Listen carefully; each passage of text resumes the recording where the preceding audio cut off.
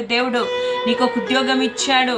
జనముల మీద, రాజ్యముల మీద నీకు అధికారమునిచ్చి దేవుని సువార్తను ప్రకటించడానికి దేవుడు నిన్ను నన్ను ఏర్పాటు చేసుకుని ఉంటున్నాడు.